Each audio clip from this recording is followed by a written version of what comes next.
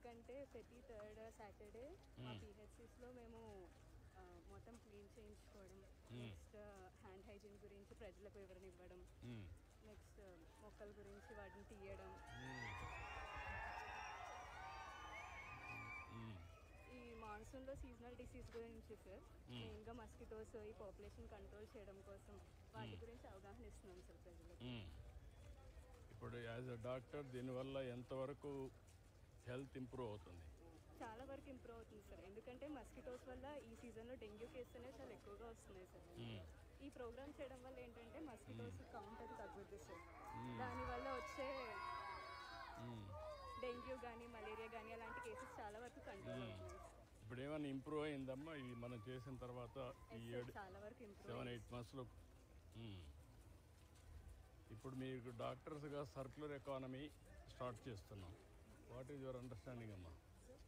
Circular economy ఒక policy కూడా తీసుకొచ్చాం.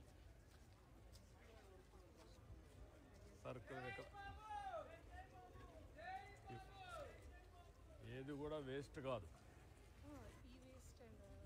ప్రతి ఒక్క దానికి వేస్ట్ నుంచి how to create wealth, recycling, reuse and also recycle చేసి some way or the other దాన్ని మళ్ళీ యూటిలైజ్ చేయడానికి, సో దట్ అలా యూటిలైజ్ చేయడం వల్ల మనకి వాటర్ పొల్యూషన్ కానీ ఎయిర్ పొల్యూషన్ ఇలాంటివన్నీ కొంచెం డిక్రీజ్ చేయొచ్చు సార్. అదేమ్మా, దానికోసం ఒక పాలసీ తీసుకొచ్చాం. దాన్నే సర్క్యులర్ ఎకానమీ. ఏది కూడా వేస్ట్ కాదు. వేస్ట్ నుంచి కాంపోస్ట్ కానీ లేకపోతే ఎనర్జీ కానీ ఆర్ యూజ్ కానీ మళ్ళీ back to original root and మళ్ళీ మన సాయిల్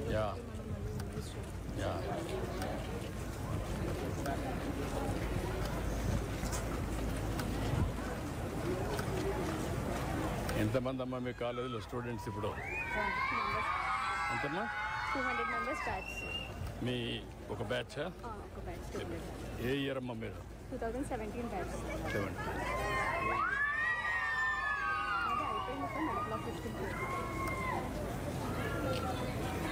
స్టాండర్డ్స్ బాగానే ఉన్నాయమ్మా మీ కాలేజీలో, లేకుంటే తగ్గాయా?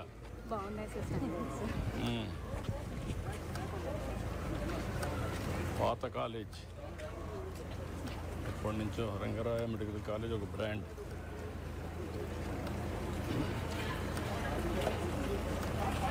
మీది నేటివ్ ప్లేస్ ఎక్కడమ్మా? నీదమ్మా?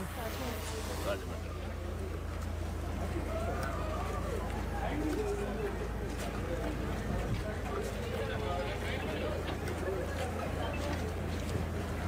ముందుకి ఇప్పటికీ పాత గవర్నమెంట్ చూశారు, ఇప్పుడు ఈ గవర్నమెంట్ చూస్తున్నారు. మీరు ఏమైనా ఒక మార్పు చూస్తున్నారా? సిస్టంలో చాలా మార్పులు వచ్చేసాయి. బేసిక్ థింగ్ ఈజ్ మాకు బేసిక్ రెస్పెక్ట్ పెరిగింది సార్ కొంచెం. యాజ్ అ డాక్టర్ మాకు బేసిక్ రెస్పెక్ట్ అయితే పెరిగింది సార్. అండ్ నెక్స్ట్ ఏంటంటే మనకి అంటే ఈ సాసా ప్రోగ్రామ్ వల్ల ఏమవుతుందంటే పొల్యూషన్ లేకుండా ఎన్విరాన్మెంట్ వల్ల వెక్టర్ బోర్న్ డిసీజెస్ చాలా వరకు కంట్రోల్ అయినాయి సార్. డెంగ్యూ, మలేరియాస్ అన్నీ కూడా మీకు విజిబుల్ కనపడుతుందమ్మా? అది హాస్పిటల్ పిహెచ్సిస్లో వచ్చే పేషెంట్స్ కమ్యూనికల్ డిసీజెస్ని కొంతవరకైనా కంట్రోల్ అయినాయి. వాటర్ బార్న్ కానీ మస్కిటో బార్న్ కానీ వెక్టర్ బోర్న్ డిసీజెస్ అన్ని చాలా వరకు కంట్రోల్ అవుతుంది. ఎందుకంటే ఇప్పటివరకు మా పిహెచ్సిలో మేము క్లీన్లీనెస్ అనేది మేము చేసుకుంటాం. Not a programme for spread. ఇప్పుడు అది కంపల్సరీ ప్రోగ్రామ్ వల్ల మాతో పాటు రెగ్యులర్ సమాజానికి కూడా అందరూ వచ్చి దాని మీద అవేర్నెస్ తెచ్చుకొని చేస్తున్నారు. సో దానివల్ల మన విలేజెస్లో కూడా చాలా వరకు మనకి దాని మీద అవగాహన. ఇంకా చాలా చేయాలి. ఇప్పుడు స్టార్ట్ చేసాం. 8 నెలలు అయింది. ఇప్పటికీ